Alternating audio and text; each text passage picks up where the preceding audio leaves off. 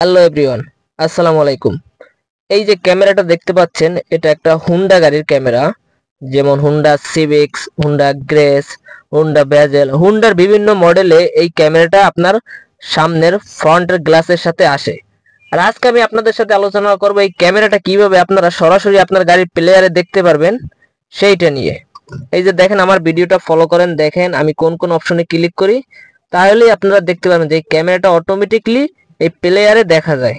এই যে দেখেন, প্লেয়ারে ক্যামেরাটার ভিডিওগুলো সব সেভ হয়ে আছে এবং লাইভও দেখতে পারবেন আপনি সাথে সাথে। যে এইটা হলো লাইভ, এই যে এইটা চাপ দিলে এই যে সরাসরি লাইভ দেখতে পারবেন যে এখন ক্যামেরাটা এই যে সরাসরি লাইভ চলতে আছে। এই যে আমি হাত দিতে আছি, দেখেন আপনি ডিসপ্লেতে এই হাতটা দেখতে পারবেন।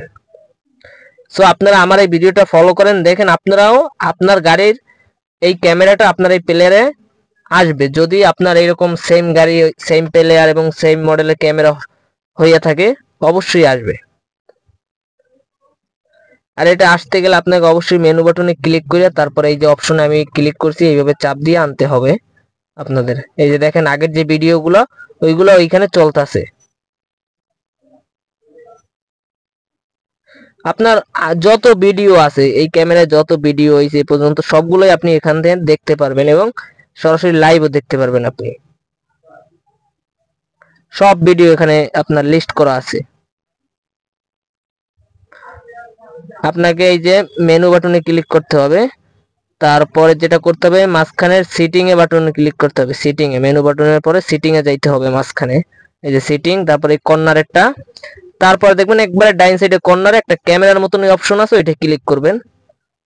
এই যে দেখেন এখন সব ভিডিওগুলো আপনারা এখান থেকে পেয়ে যাবেন।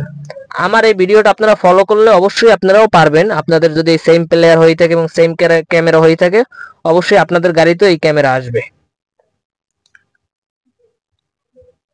এই যে দেখেন সরাসরি লাইভ দেখতে পারবেন আপনারা আপনার গাড়ি। এখন বর্তমানে আপনি চাইলে ক্যামেরা দিয়েও ইউজ করতে পারবেন। সো আজকের ভিডিওটা এই পর্যন্তই ছিল। আশা করি সবাই ভালো থাকবেন, সুস্থ থাকবেন। ধন্যবাদ।